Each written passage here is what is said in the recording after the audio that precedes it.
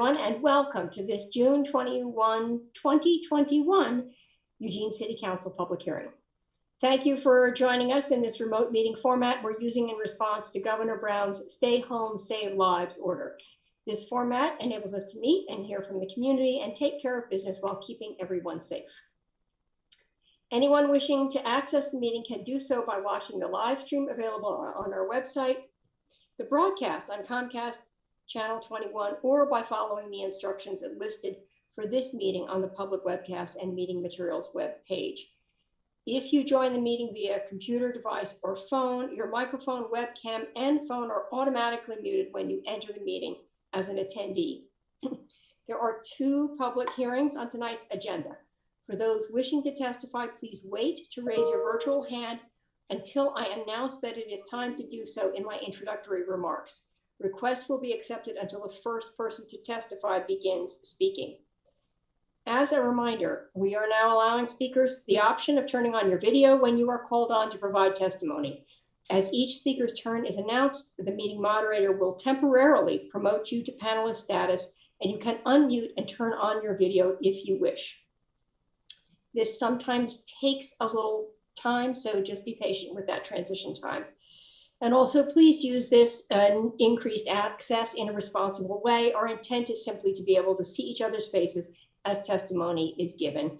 Any misuse of the platform or violation of the council's code of conduct will result in immediate termination of your speaking privilege. And finally, if there is testimony that you are not able to provide or wish to get to us in a different manner, please feel free to contact any one of us individually or together via email or voicemail. And so with that, our first item this evening is a public hearing, an ordinance vacating Slocum Drive, Songbird Loop, and public utility easement. City Manager, would you please introduce the topic? Sure thing. Thank you, Mayor and Council. So the applicants for this proposal are looking to vacate 2 undeveloped rights-of-way and an easement on the west side of the city near Willow Creek Road and West 18th Avenue. The rights-of-way for Slocum Drive and Songbird Loop were created through a partition process, and as a result, the vacation requires City Council approval. The undeveloped streets and easement were part of a larger project that never came to fruition. The applicant has requested the vacation to facilitate their proposed development plan, which includes medium and high density residential development. And we have Jeff Gepper here if you have questions as part of it. Okay, thank you. As mentioned, this item is a public hearing on proposed ordinance for the vacation of the undeveloped rights-of-way, Slocum Drive and Songbird Loop, as well as an undeveloped easement adjacent to the rights-of-way. Those wishing to speak during this public hearing should raise their virtual hand now to enter the speaker's queue for this item. You may raise your virtual hand in one of 2 ways. For those joining us on a computer, laptop, or other smart device, click once on the raise hand icon. For those joining by phone, press *9. Requests will be accepted until the first person begins speaking. The meeting moderator will unraise or disallow any requests to speak that are made after the deadline. When the hearing begins, our meeting moderator will announce 2 speakers' names at a time. When it is your turn, the moderator will announce your name and unmute your microphone. You will have 3 minutes to speak. The City Council's role in this process is to approve with modifications, or deny the application. The decision-making process for this application is considered quasi-judicial, so we will use a quasi-judicial format for this public hearing. To start, do any councilors need to disclose any bias, conflicts of interest, ex parte communications, or abstentions pursuant to EC 9.7065? I am seeing none. Thank you. Have staff received any challenges to a councilor's impartiality submitted pursuant to Eugene Code Section 9.70655? We have not. Okay, thank you. Testimony presented at this public hearing should be directed toward the applicable approval criterion or other criteria that the speaker believes apply to the decision. The applicable approval criterion for this vacation application is at Eugene Code Section 9.8725. The full text of the criterion is available in the findings attached to the AIS for this public hearing. The failure of anyone to raise an issue accompanied by statements or evidence sufficient to afford the City Council and parties an opportunity to respond will preclude appeals on that issue. Traditionally, once the public hearing is opened, speakers are called in the following order. First, those in support. Second, those with a neutral position. And third, those who are opposed. However, due to the limitations of the virtual hearing platform, we have to make some adjustments. The applicant will be first to speak if they plan to present. Then testimony will be received in the order that interested parties have requested to speak. When you are called to speak, please give your name, address, your ward if known, and clearly state whether you support, oppose, or are neutral to the application. You will have 3 minutes to comment. The timer appearing on your screen indicates the time you have to speak. A yellow light will come on when you have 15 seconds to complete your comments. The red light indicates the end of the 3 minutes. I will now open the public hearing. First, I would like to invite the applicant or applicant's representative to speak on behalf of their project. Following their testimony, we will begin calling individuals to speak in the order that hands have been raised. Yes, we do have the applicant present to speak.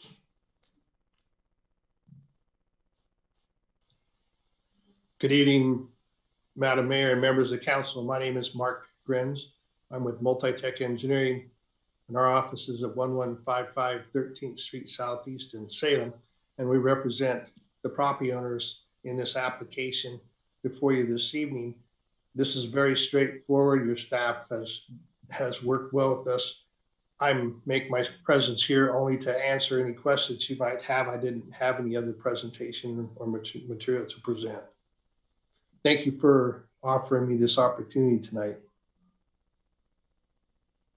Thank you very much. Are there any staff comments or response? Not at this time. Thank you. Are there any questions that councilors wish to ask of staff? Not seeing any.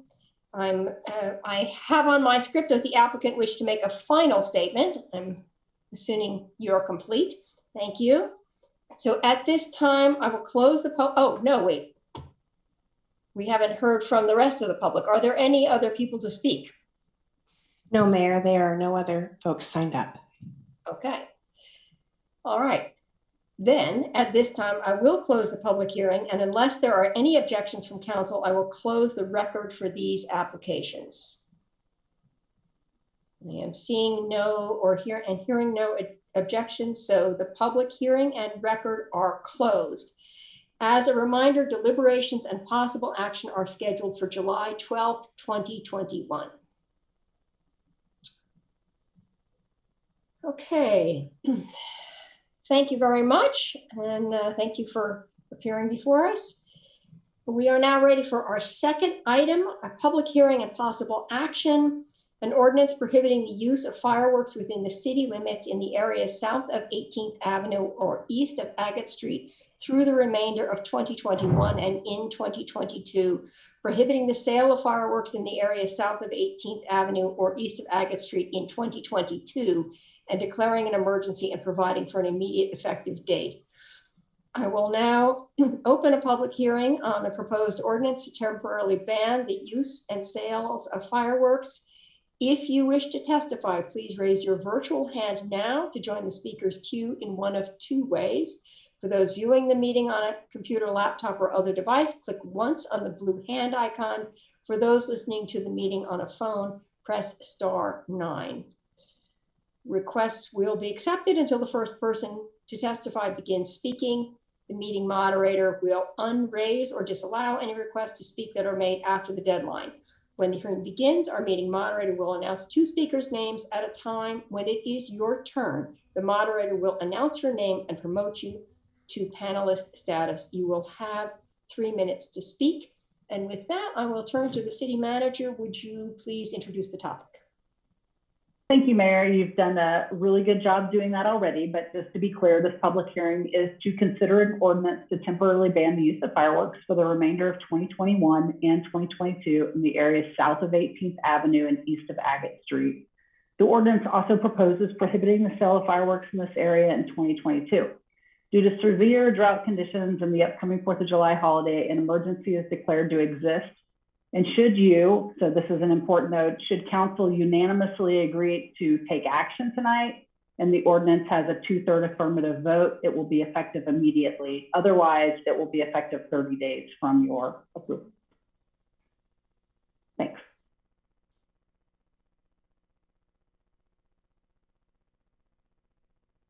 Thank you very much. I now open the public hearing.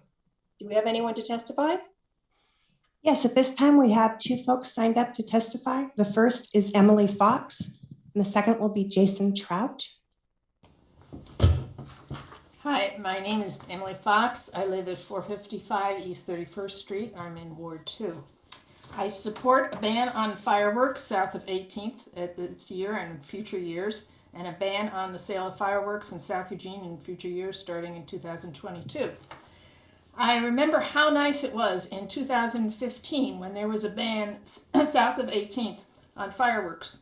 You could breathe the air on 4th of July. It was quiet. My cat did not quiver under the bed. It did not seem like you were in a war zone, and the next morning there was no debris for the city to clean up. For people with asthma, hay fever, lung problems, veterans, animals, this is very important.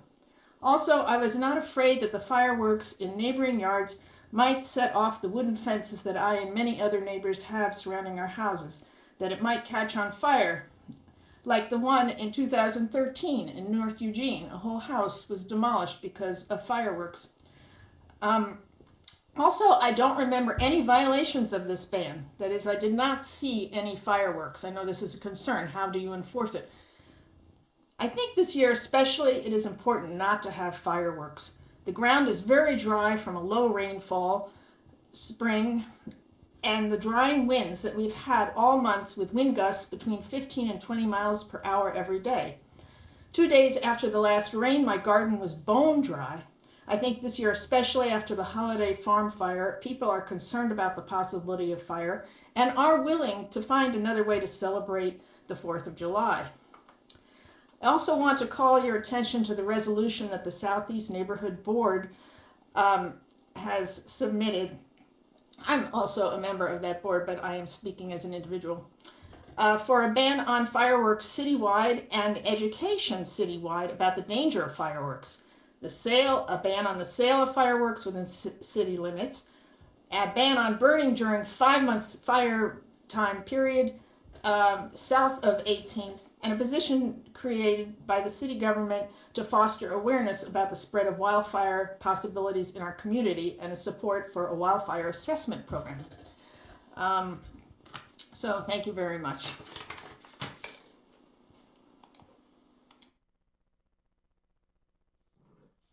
Our final speaker will be Jason Trout.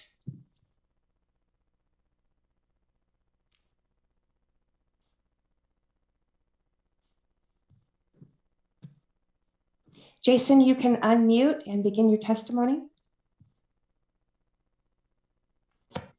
Thank you, Mayor, councilors. My name is Jason Trout. I'm the regional manager for TNT Fireworks, and I wanted to speak to you guys tonight about this ordinance that you're proposing. I think everyone is aware of how dry the conditions are. TNT is certainly in agreement with the city council for banning the use south of 18th, and in fact, we'd be willing to pass out flyers and try to help educate the public that area is off limits for the use of fireworks. I do want to ask the council to just postpone their decision on 2022. We haven't, the prognosis to try to ban fireworks at this point a year later without knowing what the weather is going to be like or what the drought conditions are like seems a little premature.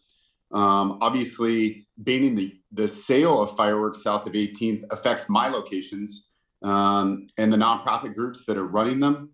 I can appreciate how dry it is this year, and we're certainly willing to work with the city in educating all of the people that purchase fireworks at all of our locations. And if the council decides tonight to ban south of 18th, the use of fireworks south of 18th, we'll be happy to try to help educate them. But to try to preemptively do something for 2022 without knowing what the climate or the weather is at this point certainly seems a little bit early to try to make that determination. So we're always willing to work with the city. We always have been. I tried to reach out to a couple of the counselors. I wasn't really able to connect.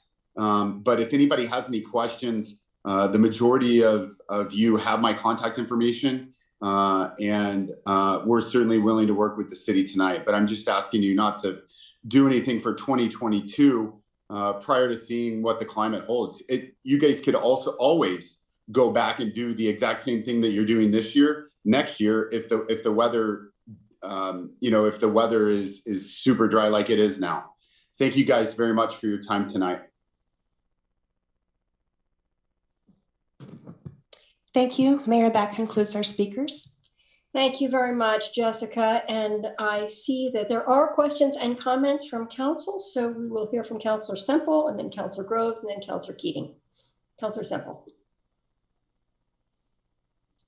Thank you.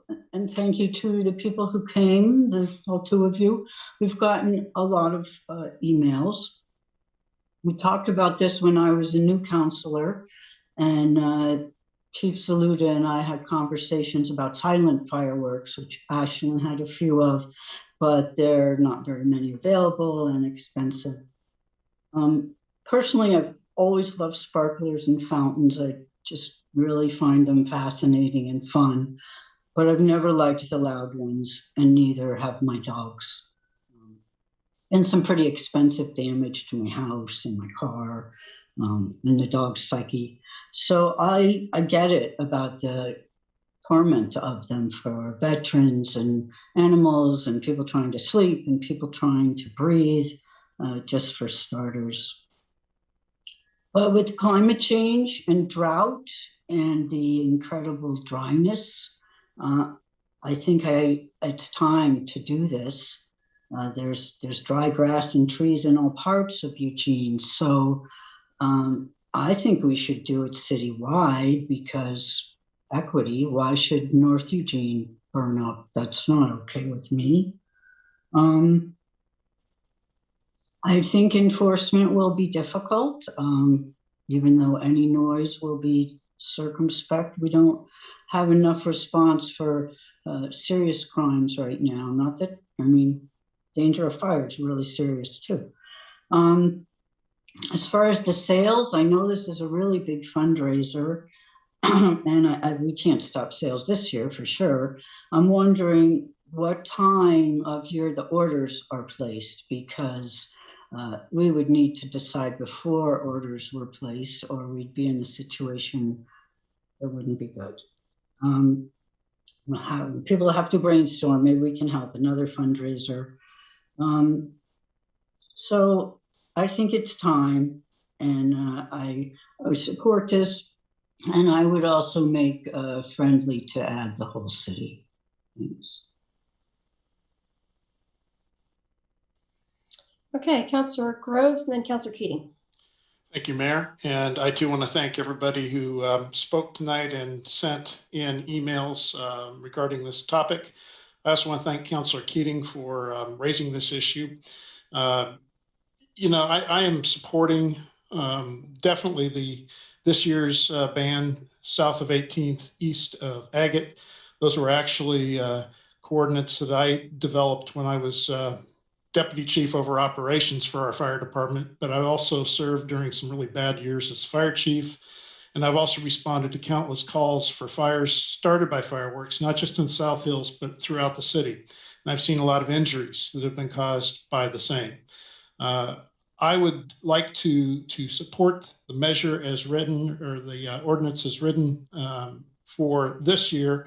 And then I think we need to come back and talk about what we do in the future, whether that's a full ban or whatever direction we decide to go. But I do think it would be unfair to try and take it further than what we are this year, just because inventories have been purchased, as pointed out by Councilor Semple. So anyway, that's something I wanted to see happen during many years, almost 37 years in the fire service. Thank you. Thank you. Councilor Keating.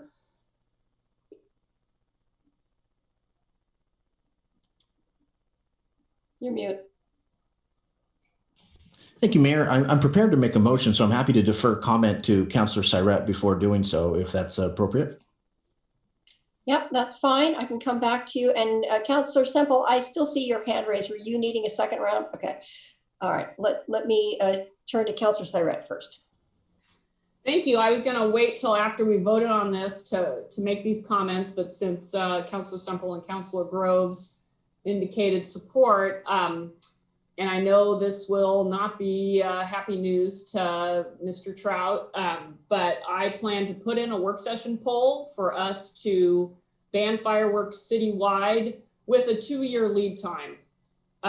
So if tonight's motion passes as is, it would be banned South 18th and South for this year and next. And then my proposal would be that, and then it's a full ban throughout the city, and doing it now so that folks who use the fireworks for fundraising or even for their livelihood would have a long lead time to know that is the fact. Predictably, when we put this out, I got emails from constituents in my ward saying, what about us? Why aren't we going to be protected? And then as far as the enforcement, I do believe our interim fire chief, Zaluda, excuse me, I'm terrible with names, I apologize, had told us that a complete ban is actually easier to enforce than, just banning the certain types or in certain geographical areas, because the enforcement is not trying to distinguish between what's legal and what's not. But obviously, if we have a work session on this, we can dig into that with our staff. So just broadcasting my intentions to put out that work session poll. I think it's time for us to have a serious conversation about a full citywide ban. I don't believe our summers are going to get any cooler. And I do believe we are going to continue to experience dangerous fire seasons going forward. That is a danger unlikely to abate. Thanks. Okay, thank you. Councilor Zelenka and then Councilor Clark. Yeah, the reason for this ban is this map. Right. This map shows the entire bottom part of this map is the South Hills. And the red parts are extreme danger, yellow parts are really bad. That's the entire South Hills, all the way around from my ward, all the way around to Churchill. And that's why this is occurring. The odds that this is not going to occur next year, I think because of climate change, as Emily said and Claire said, are extremely low. So I think that this is a prudent thing to do. I don't know that we actually need to do a work session poll for Claire's one. I think we could, by acclamation, approve that work session right now, I think, with the nod of the heads, because I'm certainly in favor of it, at least talking about it. Enough lead time, I think that's probably where we should go, as many cities have gone in California, Southern Oregon, and around Oregon, all over the place. So with that, I'm prepared to support the motion. Okay, thank you. Councilor Clark. Yeah, just a point of order, Mayor. Is it appropriate for us to have a vote on the same night we have a public hearing? If there is, what the charter provides is if there is unanimous consent of the council to act tonight, you can act on the same night as your public hearing. It doesn't mean it has to be unanimously passed. It just needs to be unanimous consent of the council to act this evening if you want to vote tonight. Thank you. As I understand it, the next opportunity we would have for that would either be Wednesday or next Monday. And considering the calendar, I suppose that's not reasonable for those very concerned about it, so I won't stand in the way of that. But I would urge us to consider that while we have reason to believe we know what next year's weather will be, the Corps of Engineers don't. It's one of the reasons I happen to know from some experience here that they refuse to change their water control devices for how they manage our reservoir out to the west of us, because of their certainty that we're going to return to heavy spring rains. So perhaps the federal government knows something I don't hear, but I would think it's probably likely to be drier in the late spring from this point forward as well. But the federal government isn't. So I would certainly support Claire's notion of having a discussion about it, although I'm not in favor of a citywide ban. I won't hold up this evening. Thanks. Okay, thank you. Councillor Keating, you may speak to this, but I would like you to wait before putting a motion on the table. So if you want to speak to your perspective first before I give Councillor Semple a second round, you're free to do that. Great, thanks, Mayor. I really appreciate Councillor Zelenka holding up the visual aid that I brought to class today as well. Yes, indeed, the south part is on top of mind. This ordinance affects wards 1, 2, 3, and 4, and Ward 2 in its entirety, because, as Councillor Zelenka pointed out, the extreme fire danger in the southeast hills, especially in the southwest hills. A municipal ban would arguably send folks to our rural areas to light off fireworks. And so when we have that work session conversation, and I'm fully prepared to support that effort after that work session as well. And I urge colleagues to support the pending motion that would be in front of us. But I think when we have that work session, we need to do so hand in glove with our county partners to prevent folks from just going to the rural, more flammable parts of our community. But at this, the immediate pending motion in front of us, the coordinates, as Councillor Groves put it, the geographic region in the southwest and southeast hills, it is a dry season. It is record heat as we speak. Statistically, it is 28, more than one quarter, 28% of fires are started by fireworks. That was between 2014 and 2018 were reported on the 4th of July. This data comes from the National Fire Protection Agency, NFPA. More than one quarter of fires started by fireworks were reported on the 4th of July between 2014 and 18. And looking just at the 4th of July, nearly half, 49% of the reported fires on that day were started by fireworks. The Holiday Farm fire, not so far behind. It's in recent memory, obviously.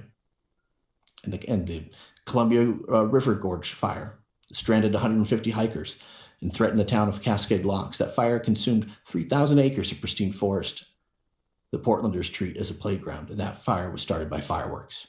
So I ask council, please, to support this effort that would, just for 2 years, to get our bearings and have this larger conversation, pause fireworks in the south and southwest hills and east of Agate. And I think it's prudent to also pause, although it can't do it this year, obviously, because contracts have been signed. I think it's prudent to pause the sale in an area in which it's banned. There's only one location, 30th and Hilliard, that would be affected. Time is running out, Mayor, but in regards to enforcement and education, I want to thank Chief Heppel and the Eugene Springfield Fire Department and Chief Skinner of the Eugene Police Department for their open-mindedness and willingness to collaborate in regards to education with our neighborhood associations in order to get the word out about where and when it's appropriate to set off fireworks in our community. Thank you. Thank you. Counselor Semple and then Counselor Syret. Thank you. I'm definitely in support of a work session on this subject. We still have a noise problem. It's not just the fire danger. We've had people asking for us to ban fireworks for a very long time because of the trauma they suffer and their animals suffer. So I don't want to get caught up in this is only about fire danger. I have seen a really, really impressive synchronized drone show, so that's a possibility. And I'm wondering for this year, I think that last time, didn't we let people do fireworks in school parking lots or someplace? We had a fire engine and let people do it there. And since people can buy them this year, it would be really nice to have a legal place to set them off, especially if we did it full city. I can see that there's not support for that, but I still think it's important. So thank you, Matt, for bringing this up and for the discussion, everybody. Counselor Syret. Thank you, Mayor. So I'll be the first to say it's kind of obnoxious for me to debate a work session we're not actually having yet, but I just wanted to respond to this notion that if we ban fireworks, people are going to go out in the countryside to set them off. I think I'm not sure that that's true. I'd like to know what Ashland's experience was when they did their ban. I think it's more likely they would call up their friends and family who live in Springfield and go across the river and do their fireworks there. So I would like to have that question explored as part of the work session. I don't think we're going to get the county to do a ban. I'll just be honest, and wouldn't want their political process to interfere with ours. And part of my work session poll was to include conversation about us sponsoring our own municipal fireworks display for the city. And I know Chief Heppel has listed a whole bunch of private ones that happen, but I think having us sponsor one and as a replacement for the individuals would be the way I'd like to see us go if there was support for that. So thank you.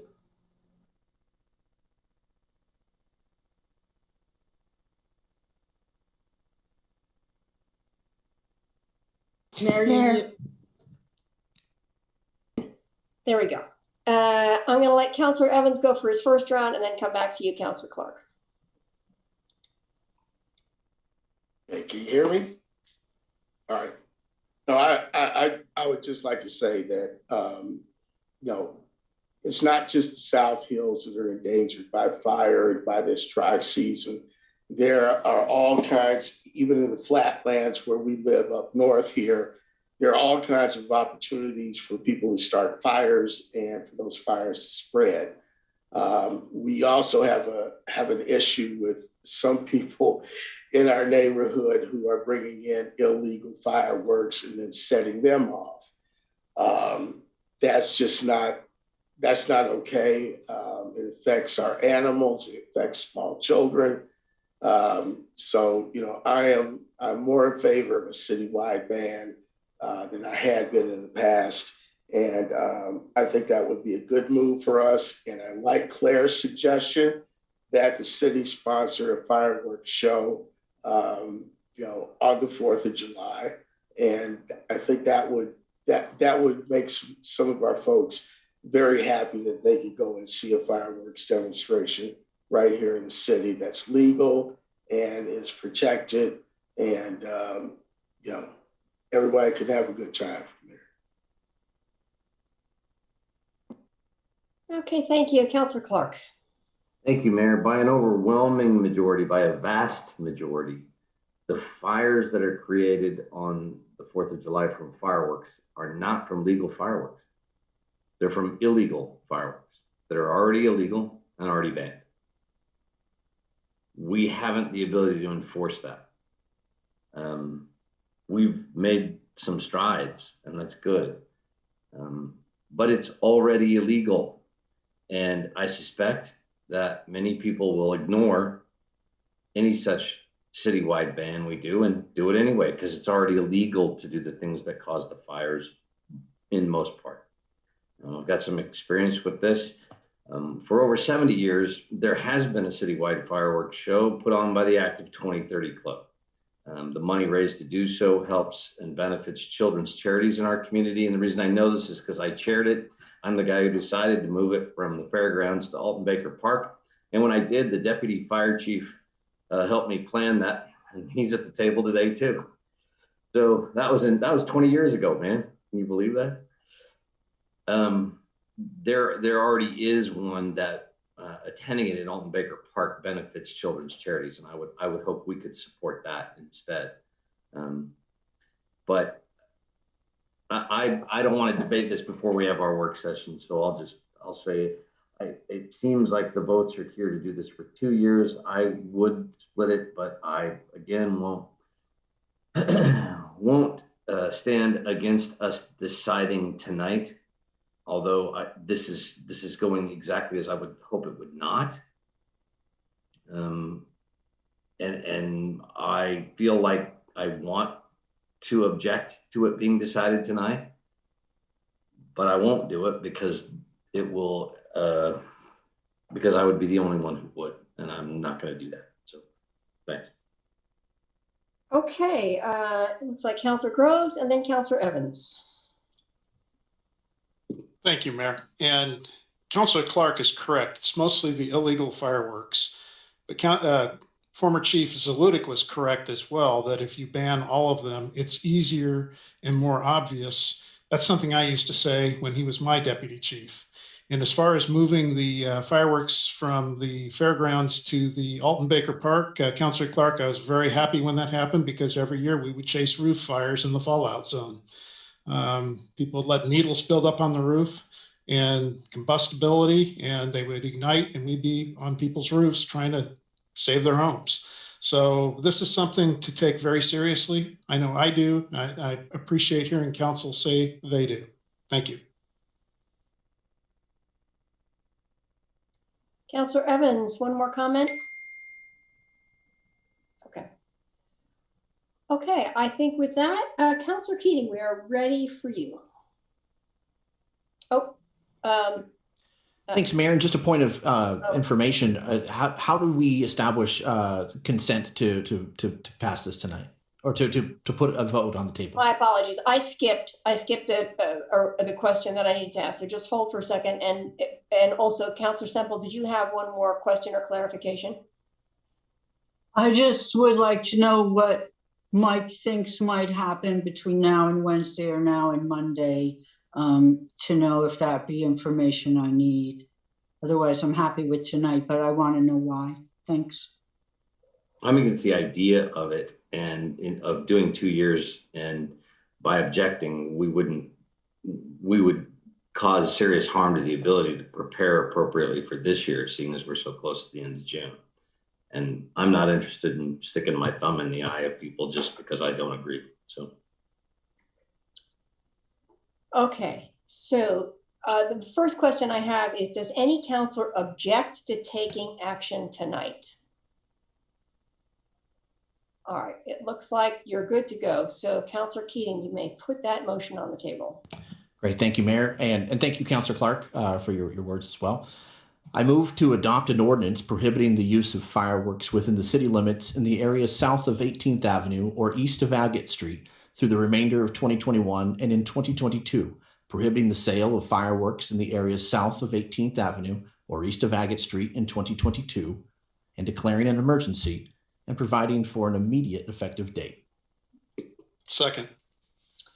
Okay, it looks like Councilor Semple, you have a comment? I would like to make a friendly. I move that we include the ban citywide. So I will, I just want to do a point of order here. If there's any amendments tonight, you cannot vote on it tonight. So that if you want to vote on if you want to amend the ordinance in any way, it can't be voted on the same evening as the public hearing. So that gives you a couple of choices. You can, if you want to keep your motion on the table and there's a second and you want to vote on that and it passes, then you'll need to table the ordinance until Wednesday to be voted on. But I also would just say that type of substantive change would actually, in my opinion, require another public hearing. This was noticed just for such a small segment of our community that the notice would not have been to the entire citywide to come testify on it. So. Okay, I get it. I still like it, but I withdraw the motion. Okay, Counselor. Okay, so we have anybody else needing to speak to this? We have a motion. It's been seconded. All in favor, please raise your hands. 1, 2, 3, 4, 5, 6, 7, 8. All in favor, none opposed. That passes unanimously. Thank you all very much. I think that's really an important piece of work and increases our safety. So thank you, Councilor Keating, for bringing it forward. Thank you, Mayor. Okay, we're now ready for our third item of the third possible action item, an ordinance concerning parking and storage of vehicles on streets and amending sections 5.010, 5.135, 5.225, and 5.265 of the Eugene Code 1971. I think you're familiar with this, so I am just going to ask Councilor Yeh to put the motion on the table. Thanks, Mayor. So I move to adopt an ordinance concerning parking and storage of vehicles on streets and amending sections 5.010, 5.135, 5.225, and 5.265 of the Eugene Code 1971. Second. Anyone wishing to speak to this, discuss it further? Councilor Syret and then Councilor Zelenka. Thank you, Mayor. So I'm gonna vote in favor of this ordinance, but I do have some real reservations around it. Some of that was offered in public testimony. Also just around, frankly, folks like myself who don't have any place to store their personal vehicle except on the street. So I know this, there's a plan from parking enforcement to focus on certain parts, certain areas first that are having some real chronic issues. And I will vote for it because I recognize the terrible negative impacts that some parts of our city are experiencing. And I will also add that I got a text today from the liaison between the city and the Whitaker Community Council, encouraging me to vote yes, partly because there are about 5 recreational vehicles that unhoused folks are living in 2 blocks away from me near a grocery store that are causing serious negative impacts for that business. So it's one of these things where we have conflicting needs, right? We have unhoused folks who are desperately trying to find a place to be, and we have businesses and folks trying to run those businesses who are being impacted by where those unhoused folks have chosen to be. So I just wanted to articulate that this is a challenging vote for me.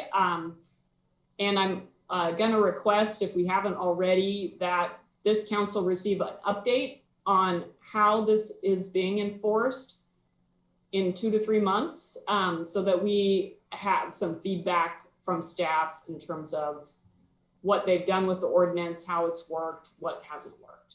Thank you. Thank you. Councilor Zelenka and then Councilor Groves. Yeah, thank you, Mayor. I too have some reluctance about this. It's not perfect. It's not a silver bullet. It's probably a move in the right direction. if we did move forward, I would want to see us revisit this very quickly in a couple of months, say maybe even in the fall, beginning of fall, to see how it's going. Because I think there might be some unintended consequences from this that we might need to fix.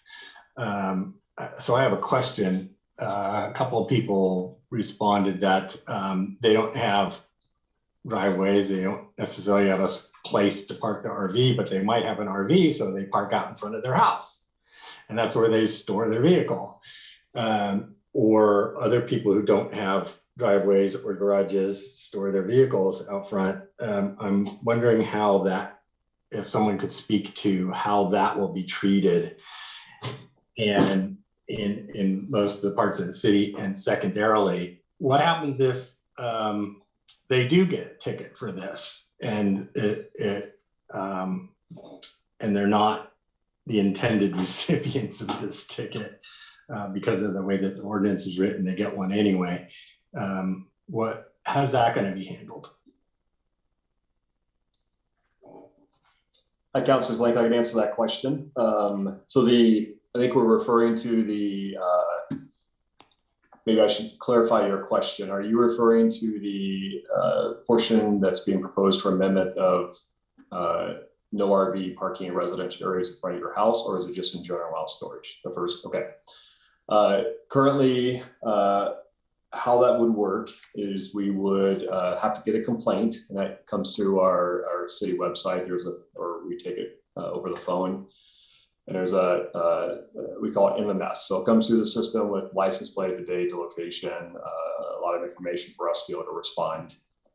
We would go out and respond. There would be it's either chalking the tires or using our license plate recognition systems. We usually put a warning notice on the vehicle, and then we come out the next day to see if it's there. Our goal and intent there is to create turnover on the streets and to meet the complaints needs. But sometimes citations will be issued. And so in terms of your question around, we issue citations through license plates to the vehicles. And so I guess it would be the registered owner of that vehicle that would be responsible for that citation. And we have we adjudicate through the Eugene Municipal Court through the appeal process that is listed on the back of every citation. Right, so I'm afraid that maybe in the enforcement, we're going to have some unintended consequences associated with this. So I'll wait for the motion, but I would like, if it's not in the motion, to have a review period or a review by the city council of the implementation of the ordinance in shortly after we get back from summer break. Or they could add that in there if they want, whoever makes it. Thanks. That motion actually is already on the table, so we could go through that process. Okay, Councilor Groves and then Councilor Keating. Thank you, Mayor. I originally pushed for this very hard because there's part of the community that is really suffering from some of the consequences. If you'll recall, in my initial motion, it was to apply to the West Eugene commercial industrial area, and then it was expanded, which I support. At the same time, I do recognize that there may be some unintended consequences, as pointed out by both Councilor Siret and Councilor Zelenka. And I agree. I think it's going to be very important to come back and look at how we adjust. At the same time, I think it's important that we are responsive to what is going on right now and find a way to start addressing this while we concurrently are developing these safe sites where we have a place for people to go. But in the meantime, I would say we are a community in crisis. Thank you. Thank you, Councilor Keating, and then Councilor Semple.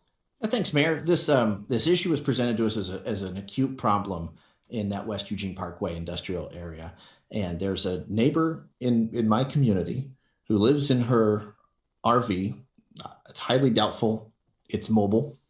It's connected to a residence somehow, some way. And I'm deeply saddened, and I can't support an ordinance change that would affect her life, it would affect her very existence. Now, the argument would be, well, we wouldn't necessarily be targeting her, we'd be focusing on this problem part of town. But that's not how it's written. And that equal application is important to me. I'm cautious and deeply saddened by how this disproportionately affects lower income folks throughout our community. My question for staff, Mayor, is can this proposal be amended to include the industrial areas of our community only?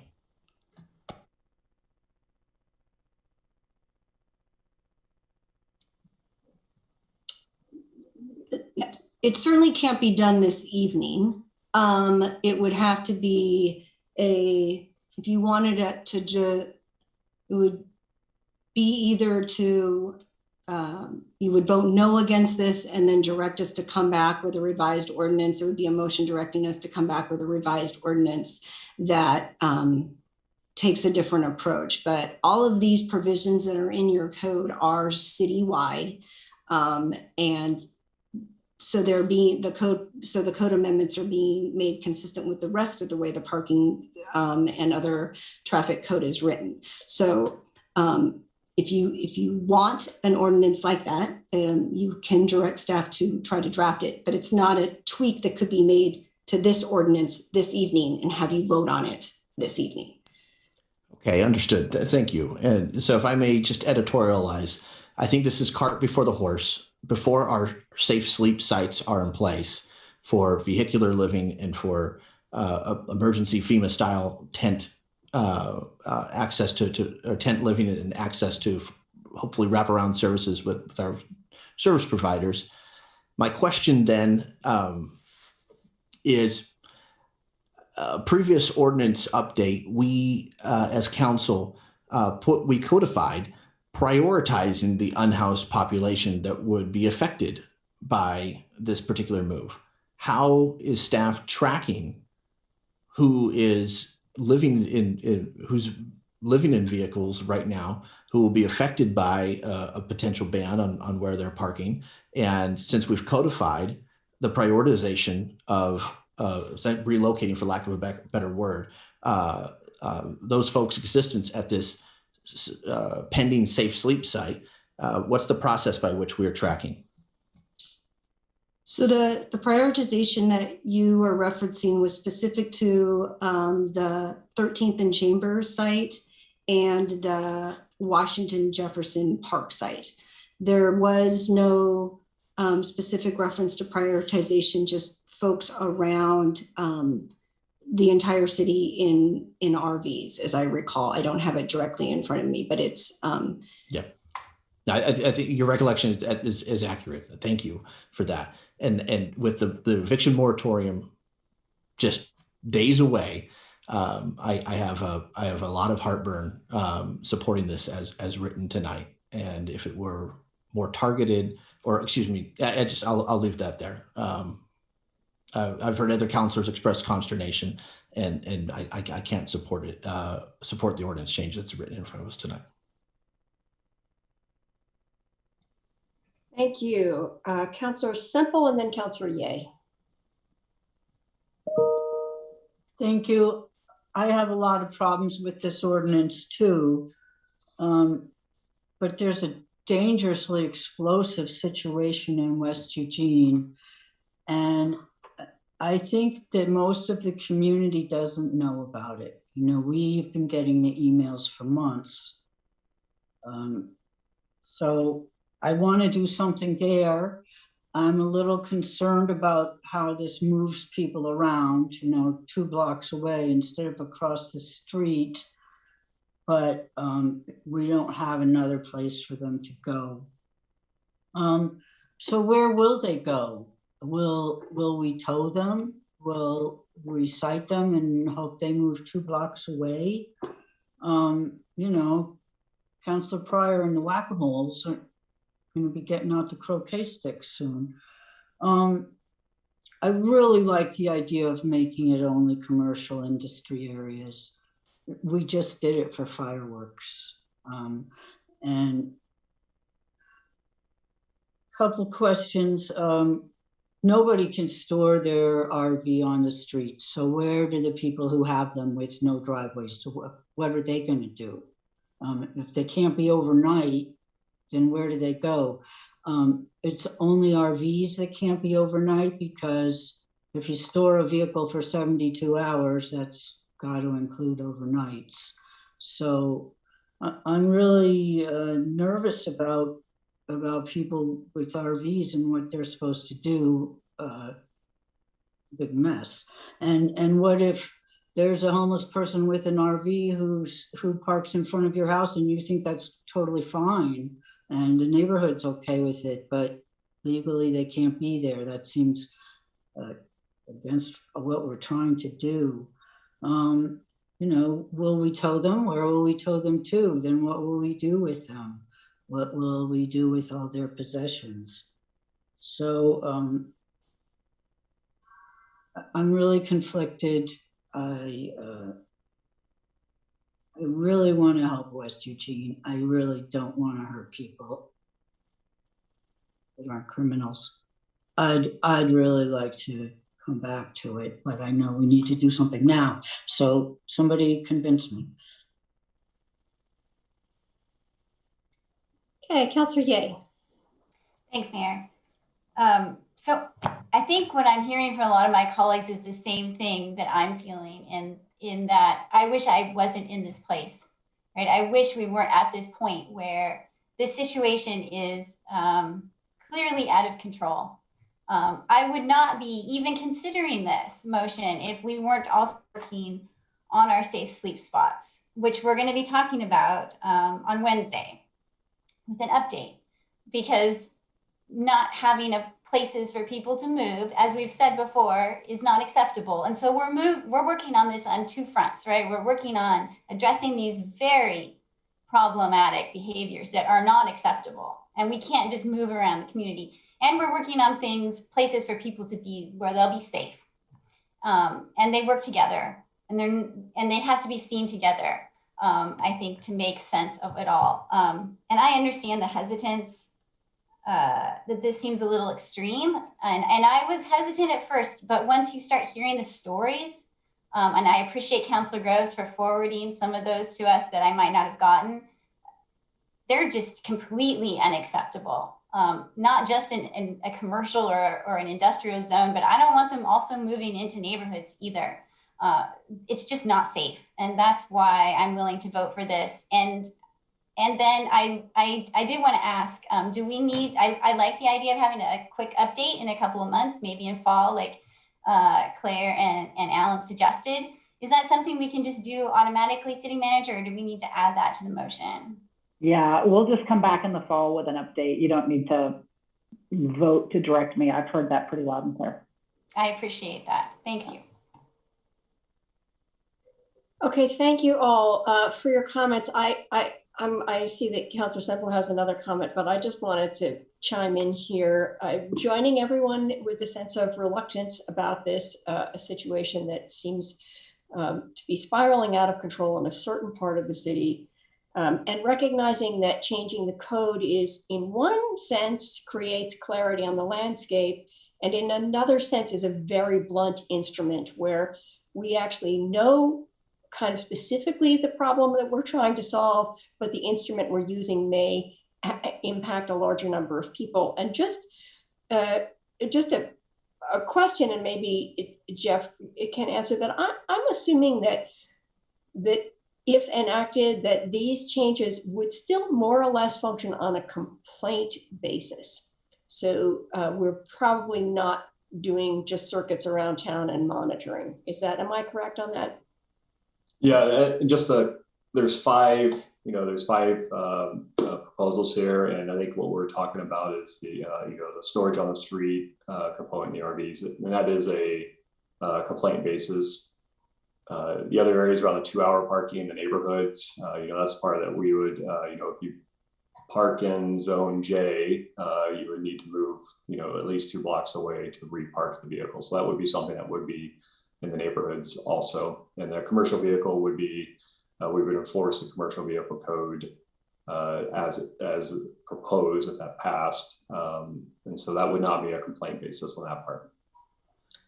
So I would think just in response to, Councilor Keating's comment that to some extent, someone that is living peacefully within that neighborhood has connections with the neighborhoods, probably not likely to bear the brunt of this modification. But I think the call for a report back from staff would help us ascertain the ways in which it might be negatively impacting people that we're really not trying to further penalize when they're already in a terrible situation. So, and I did want to just maybe reinforce a comment that Jeff had said earlier, which there is some kind of just basic sanitation reason to move people around a little bit. And we do also experience that with vehicles that are parked in the same place for a long time. There's a greater accumulation. It becomes really much more of a sanitation and a health risk. So there is some reason to enable Public Works to get in there and clean areas. So with that, I see that I have both Councilor Semple and Councilor Zelenka wanting to make additional comments. Councilor Semple. I thank you. I'd really like to know, what are we going to do with them? I understand, but if you can't have an RV can you have an RV anywhere overnight? Are they just going to vaporize at sundown? I'm confused about that. And what are we going to do about the people who have RVs and park them on the street? Have we thought those things out? What are we going to do? How, and then the other thing is, is this going to work? How is this going to help? Because we move them every evening or every 3 days, which I don't really understand. So we can clean up, but they're not really going to leave the area. So the crime rings will just be moving around. Does anybody help me with any of those questions? I guess I'll jump in just really quickly, even though I'm not like the operational specialist. I think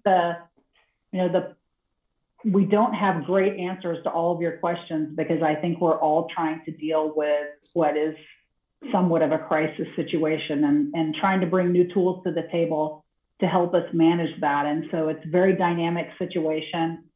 I think the idea of coming back in the fall with how is this actually working and what does the data really show will allow us to see how it is or isn't working and we can adjust it. So I think that's one of the things that I think is important to remember. We don't want to be writing ordinances left and right and back and forth, but I do think you have a lot of ability to kind of set a direction and then see how it's going and change that direction. But you're asking a lot of questions that I think we're asking ourselves too.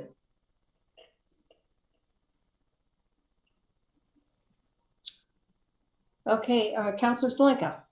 Oh, are you done? Are you satisfied, Councilor Semple, or did you have more? Well, that's whichever way I vote, somebody's going to be mad, and I don't see any way out of that. I got to do something in West Eugene.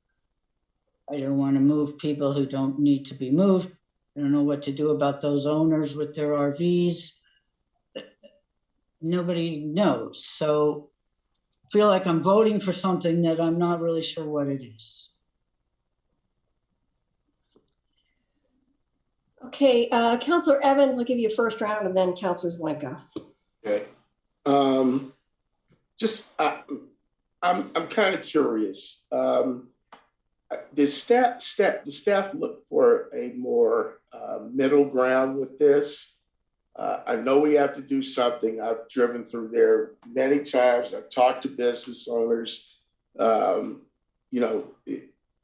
a lot of campers on the street and people who are using them for not for the purposes of shelter, but for the purposes of using drugs and that kind of thing. And then, one day when I was over there, there was a naked baby out in the street, being unattended to. I don't know who these people were, but they quickly came out because whose baby is this? There's needles around there and all kinds of stuff. So, I think that we have to take an action, and I would think we need to communicate to our homeless community, our business community, why we're taking these steps. If it doesn't work, we can always come back and change the law again. But I think we need to start someplace, and this is where we're starting.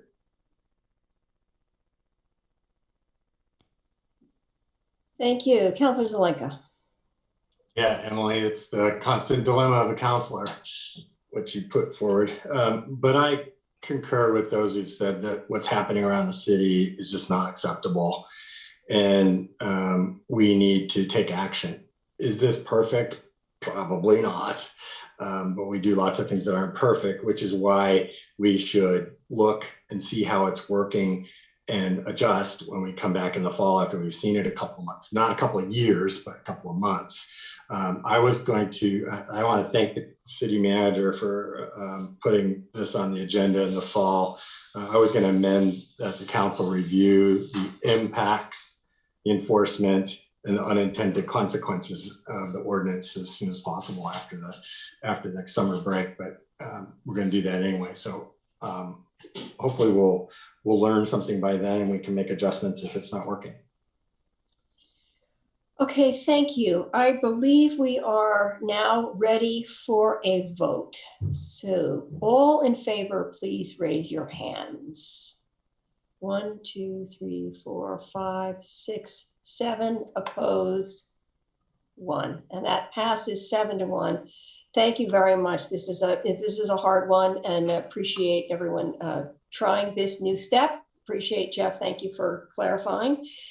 And with that, we are ready to move on to our final action and appointments to boards, commissions, and committees. And for this, I turn to the council president to preside. Thanks, Mayor.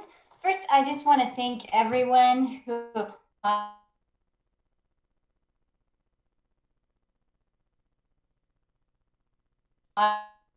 You're frozen, Jennifer. Only happens when you speak.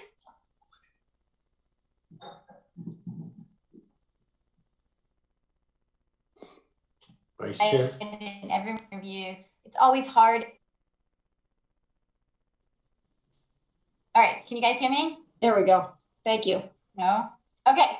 So I was saying how difficult it was this year to make choices and also to get through all the Zoom. So I appreciate everyone who came. And I'm going to also pre-apologize for messing up people's names. So here we go. We've got a lot of these tonight. We're going to start with Budget Committee. I move to reappoint Ty Bruce Zimmerman to the Budget Committee for a 3-year term beginning. Oh, darn it. Councilor Gay, if you'll mute your video, you'll have better signal.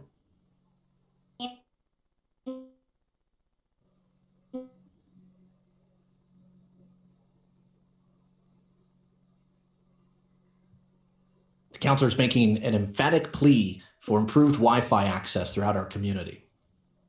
I second that motion.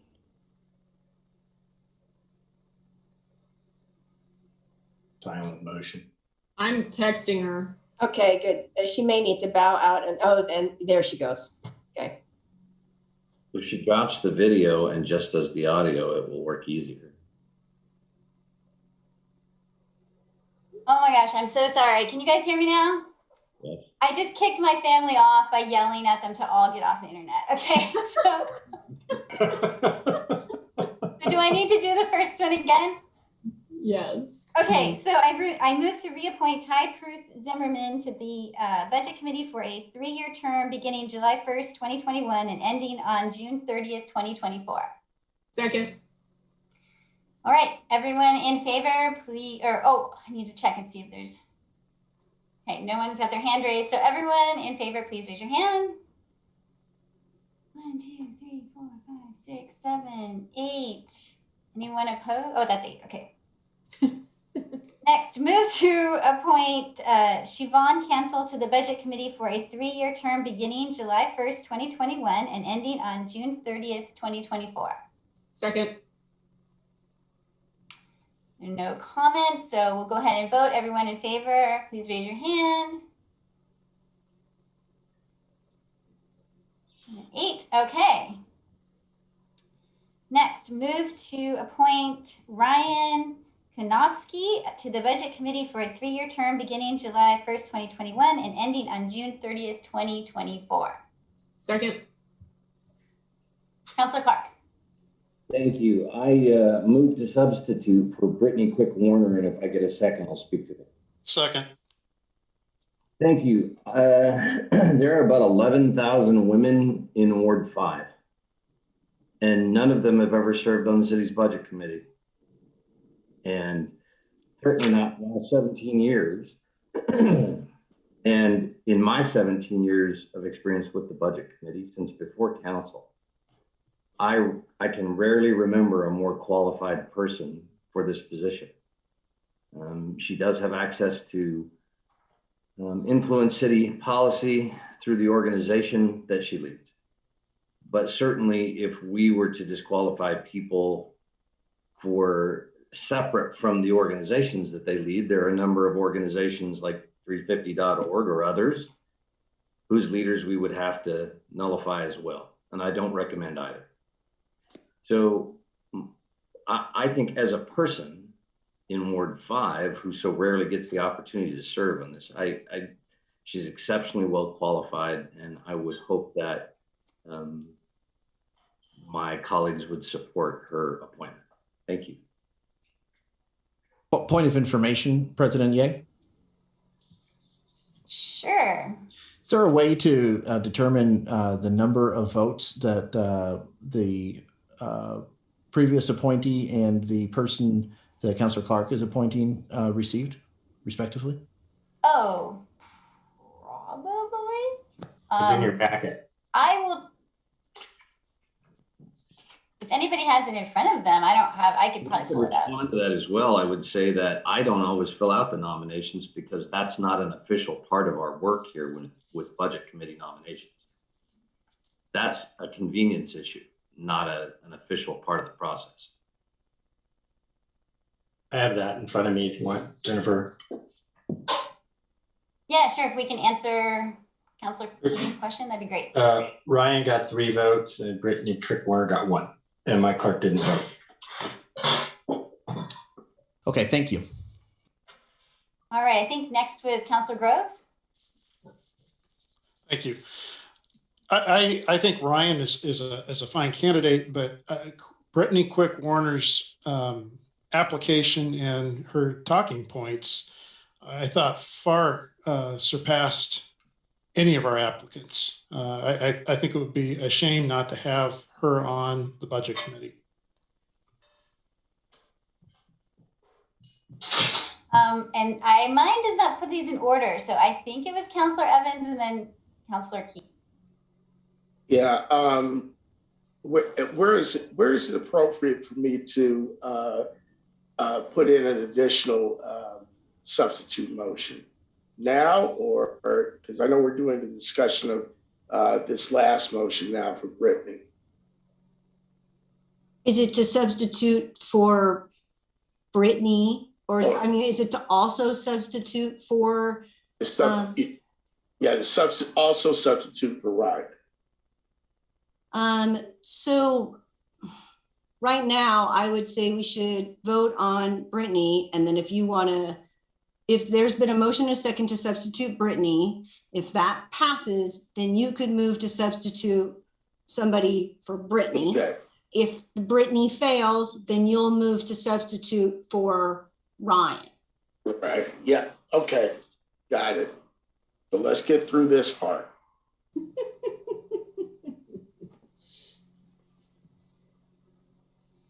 Okay, so Councilor Keating? Thanks. I had 2 things, and one of them was going to go down that rabbit hole of substitutions and amendments. I was under the impression you could make an amendment to the substitution, but I'm I'm apparently wrong in that.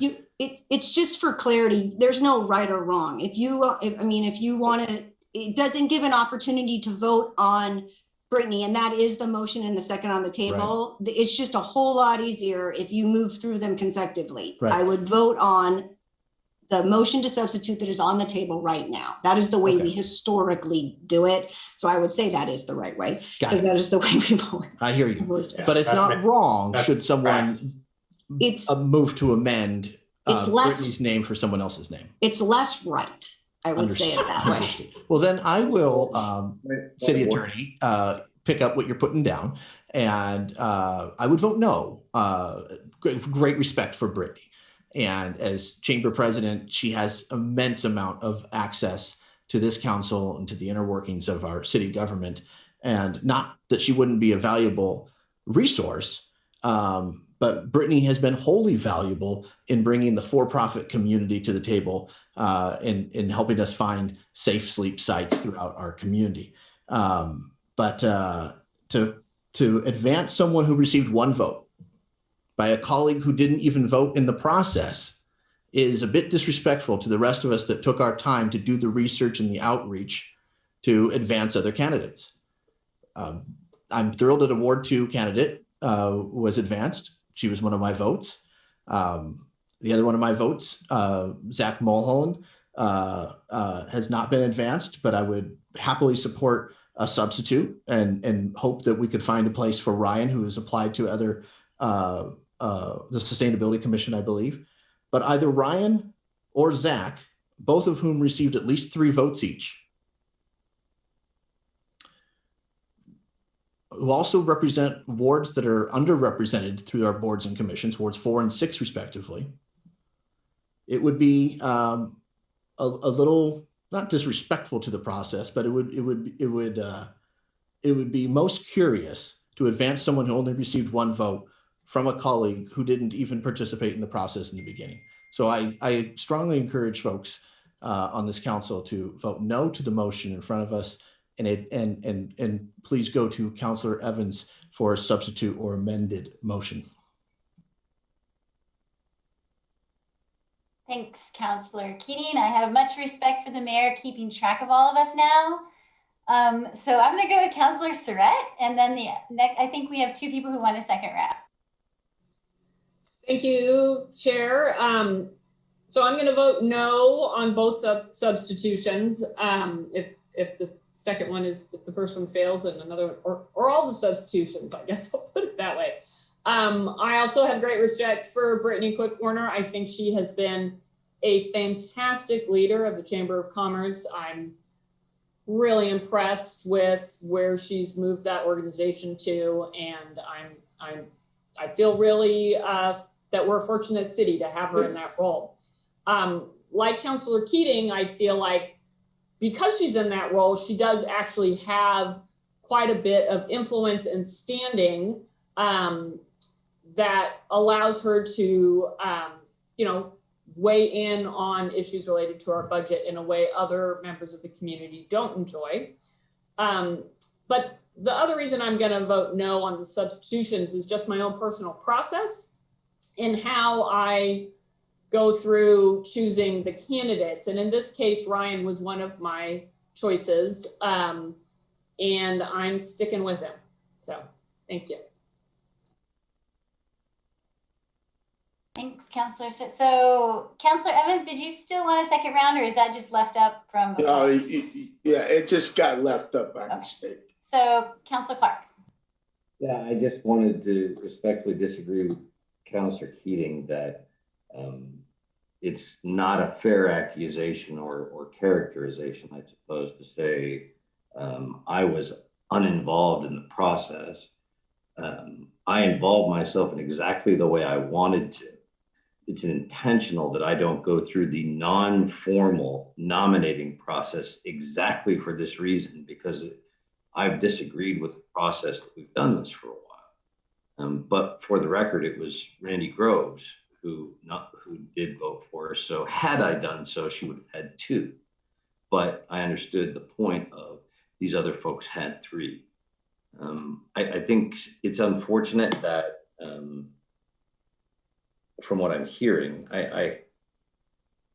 Ward 5 residents are not frequently appointed to city budgets and committees. There are politics played with this stuff. Sure, I understand it. Much like I could have done earlier this evening.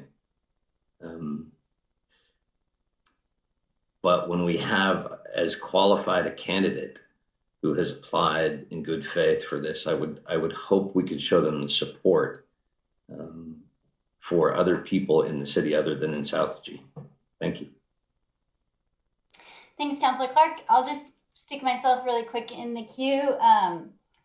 You know, I won't be supporting any substitutions because I believe Ryan has unique qualifications to excel at this particular committee.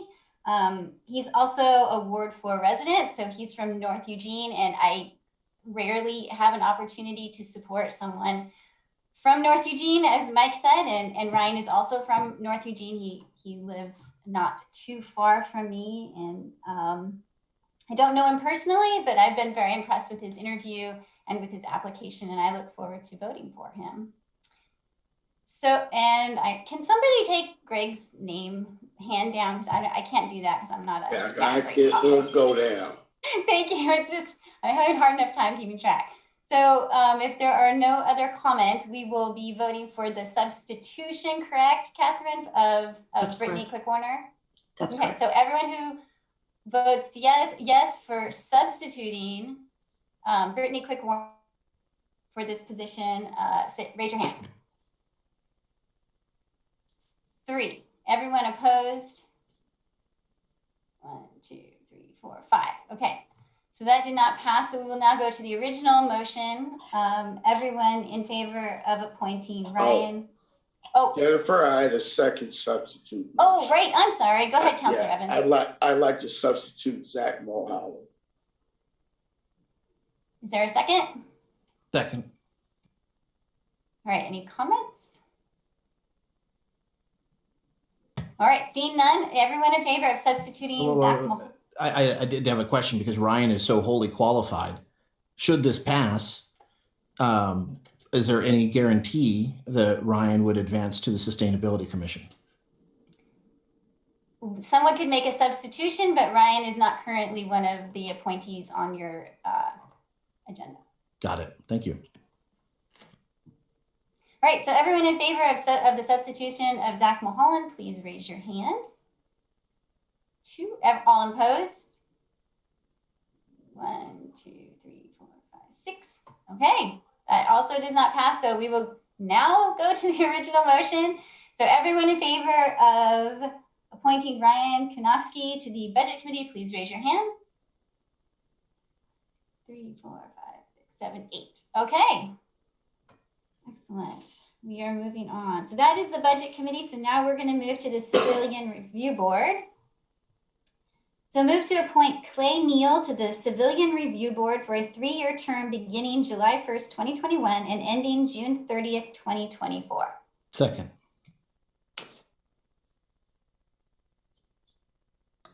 That's my job. You were on mute. You were on mute, Counselor.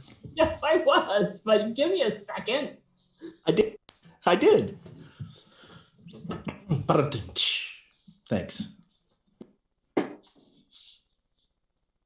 It looks like there are no comments, so I'm just going to go ahead and everyone in favor of appointing Clay Neal, please raise your hand.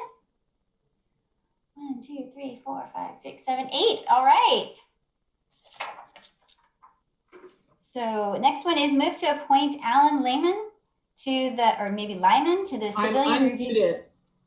Oh, to the Civilian Review Board for a 3-year term beginning July 1st, 2021 and ending in July, oh no, it must be 2020, and ending on June 30th, 2023.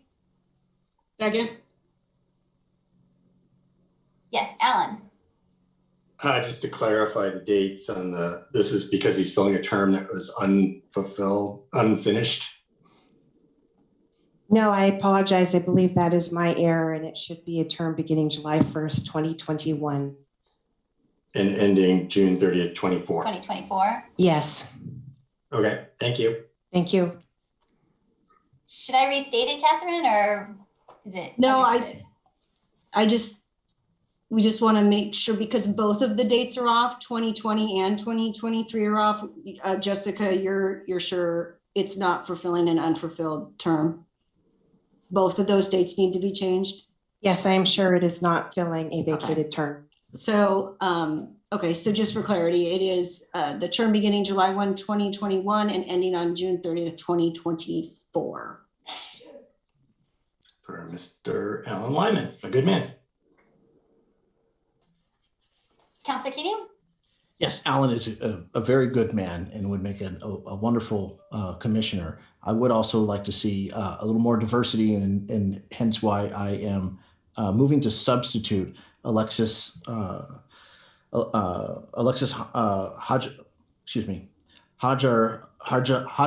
Zeta. My apologies, Alexis, for mispronouncing your last name. In replacement of candidate Alan Lehman. Is there a second? All right, so there's no second. So is there anyone else who has a comment? All right, then we will go ahead and vote. All in favor of Alan Lyman for the Civilian Review Board, please raise your hand. 1, 2, 3, 4, 5, 6, 7. All opposed? 1. Okay. So we are done with the Civilian Review Board. We will move on to the Human Rights Commission.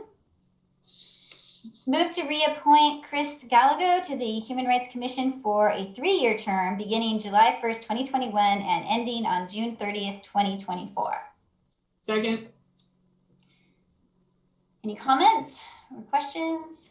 Looks like no, so we will go ahead and vote. All in favor of appointing Chris Gallego, please raise your hand. 1, 2, 5, 6, 7, 8. Okay. Move to appoint Brizelda Molina Ortega to the Human Rights Commission for a 3-year term beginning July 1st, 2021 and ending June 30th, 2024. Second. Is there any comments or questions? Okay, no. All in favor of appointing Brizelda, please raise your hand. 2, 3, 4, 5, 6, 7, 8. Okay. This is the last one for the Human Rights. Move to appoint Scott Lemons to the Human Rights Commission for a 3-year term beginning July 1st, 2021 and ending on June 30th, 2024. Second. Councilor Keating. Thank you, Councilor. Move to substitute Erica Rhodes Edwards in replacement of Scott. Bless you. Is there a second? All right, hearing none. Are there any other comments or questions? Okay, so hearing none, let's see. So all in favor of appointing Scott Lemons to Human Rights, please raise your hand. And a quick point of information before we do. Sure. Scott Lemons also recently applied for the Planning Commission and addressed us at our last board meeting, if memory serves. He did. Okay, thank you. Okay, so all in favor, please raise your hand. Sorry about that. 1, 2, 3, 4, 5, 6. All opposed? 2. Okay. So that is the Human Rights Commission. Sustainability. Move to appoint Janice Bowman to the Sustainability Commission for a 4-year term beginning July 1st, 2021 and ending on June 30th, 2025. Second. Any comments or questions?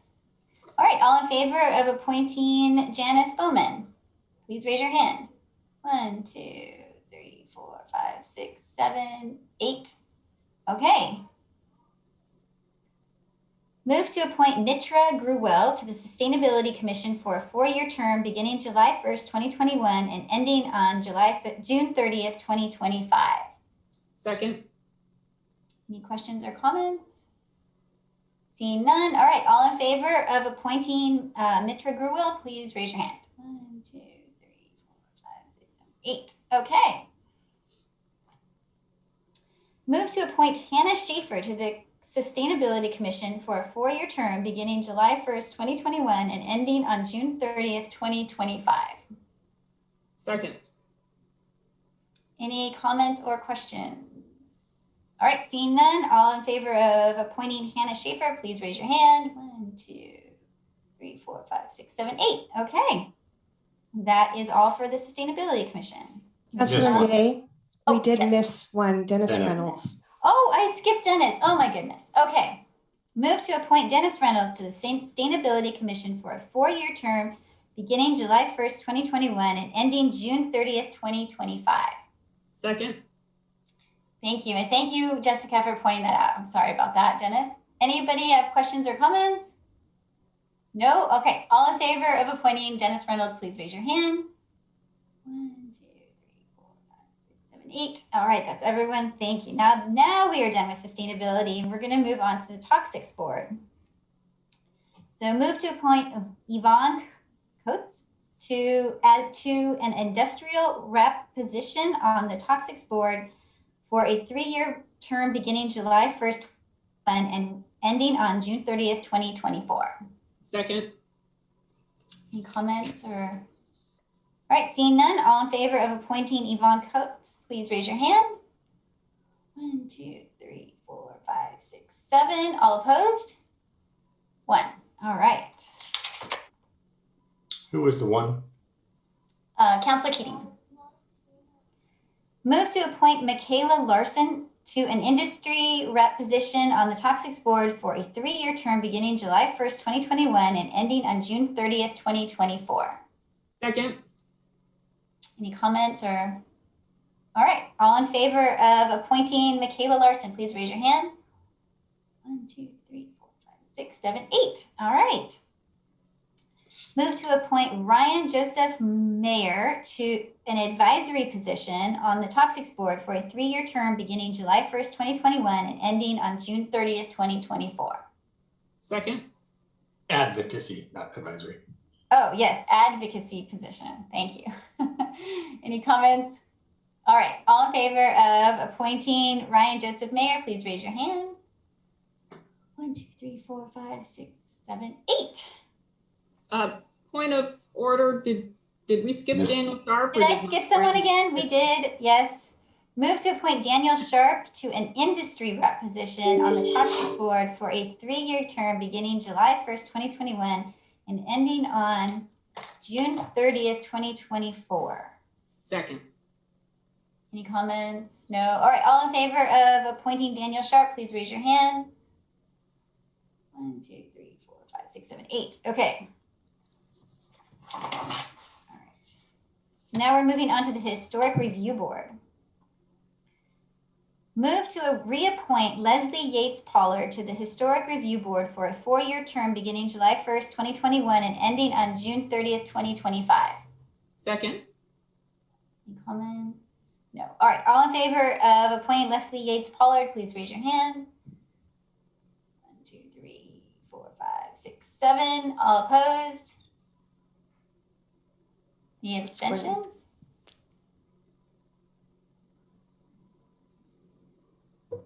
Who didn't vote? I didn't see Councilor Keating's vote. Oh, okay. So 8 in favor. Okay, we're good. I missed him. He didn't. Yeah, if I fail to get it in time, please count me with the. You can't abstain. I'm not abstaining. I'm voting yay. Thank you. Councilor Yay. Thank you. Yeah, thank you. Thank you, Councilor Keating. Okay, so moving on, move to appoint Shannon Sardell to the Historic Review Board for a 4-year term beginning July 1st, 2021 and ending on June 30th, 2025. Second. Comments or questions? Councilor Groves. Thank you, President. I move to substitute Zach Mulholland for Shannon Sardell. Second. Did he? I don't believe he applied for the Historic Review Board. I think he did for Lane Regional Air Pollution Authority. Yeah. LRAP. That's the next one. My bad, I jumped the gun.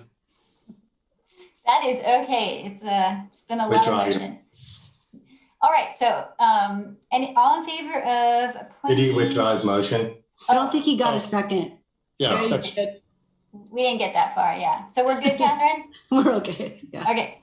So all in favor of appointing Shannon Sardell, please raise your hand. 1, 2, 3, 4, 5, 6, 7, 8. Okay, so now we are moving on to the Lane Regional Air Protection Agency. So move to appoint Jenna Nee to the Lane Regional Air Protection Agency for a 3-year term beginning July 1st, 2021 and ending June 30th, 2024. Claire. Second. Thank you. All right, Councilor Groves. Now a well-oiled machine. Yeah, we'll get it down eventually. Now I move to replace Zach Mulholland for Jenna Nee. Second. Randy, did you want to speak to it, or can I move?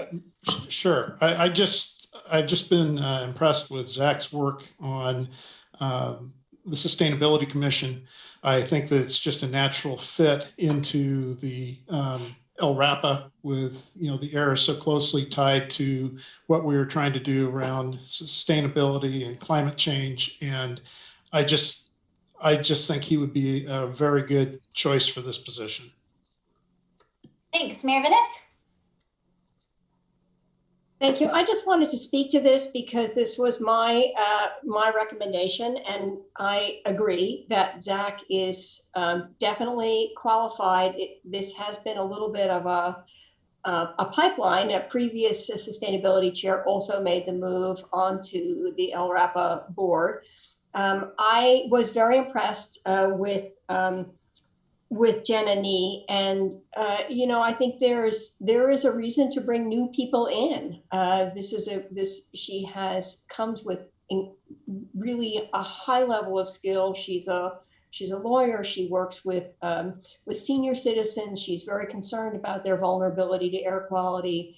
She brings a lot of experience with navigating public agencies. She understands how they work, and she's relatively new to our community. So I do think there is a value when we have new, very good candidates to give them an opportunity to step up and become engaged in the community. And I'm very grateful for Zach's service, and hope that I feel very assured that he will continue to find ways to be very constructive and engaged in our community. But I think it's a good opportunity to bring someone new in who brings who wants to be engaged in our community. So that was the reason for my nomination. Thank you. Councilor Surratt. Thank you, Chair. Yeah, I'm going to oppose the substitute motion. I also appreciate Zach's work. I think he's done really good work and advocacy on issues of sustainability, but I do believe that there needs to be space for new folks to be able to participate in the board. And Mayor, correct me if I'm wrong, but I believe right now Janine Parisi is the only woman on this board. And Councilor Keating shaking his head no. No, the mayor of Oak Ridge is the vice chair. It's a pretty balanced board. Gender-wise, it's not balanced ideologically. How is it balanced gendered-wise, Councilor Keating? I'll have to go back and look at my minutes and see who the representatives are. Because Commissioner Parisi has told me that at times she is the only woman at the table. The city of Springfield's appointee is a woman. If it's not exactly balanced, Councilor Surratt, I would be shocked if it's not close. All right. Well, I'm still going to vote against. I support the mayor's appointee. Thank you. And Councilor, I'll go through my notes and get you a better answer than my recollection. That's okay. I'm going off of the recollection of the chair directly to me. So. All right, so it looks like we don't have any more comments, so we will vote on the substitution of Zach Mulholland. All in favor of that, please raise your hand. 1, 2, 3, 4. All opposed? 1, 2, 3, 4. I don't know what I'm supposed to do now. The mayor does vote in this case. The mayor breaks the tie. Is that right? Well, so it's one of two things. Mayor, generally you break the tie unless there's something specific to hear, which I thought is what I was seeing from your face, that you were not planning to vote, which would mean it fails. But I would say you break the tie. Yeah, I was not planning to vote because I feel that this is a council and it's my nomination, but if I'm empowered to vote, then I will not vote for the substitution. Okay, original motion. So there's no comments. Looks like no. Okay, so we will, all in favor of appointing Jenna Nee? No. In a process. The substitution was for whom? Zach Mulholland, And the mayor voted against that. correct. Right, okay, thank you. So then we're back to the Original primary- motion, correct? Yes, Right. we're back to Okay, the so now we're voting whether we want to appoint Jenna Nee to the Lane Regional Air Protection Agency. So all in favor of that, please raise your hand. 1, 2, 3, 4, 5, 6, 7, 8. Okay. So we are now moving on to the Willamette Citizen Planning Committee. Move to reappoint David, oh gosh, I should know how to say his name, Sonichson to the Willamette Citizen Planning Committee for a 3-year term beginning July 1st, 2021 and ending June 30th, 2024. Second. Any comments? No. Okay, so all in favor, please raise your hand. 1, 2, 3, 4, 5, 6, 7, 8. You do not get to vote twice. That was just an emphasis vote. I think David's done a great job on that group. He has. Okay, move to appoint Carl Eisenbach to the Willamette Citizen Planning Committee for a 3-year term beginning July 1st, 2021 and ending on June 30th, 2024. Second. Any comments or questions? No. Okay, all in favor of appointing Carl Eisenbach, please raise your hand. 3, 4, 5, 6, 7, 8. Okay.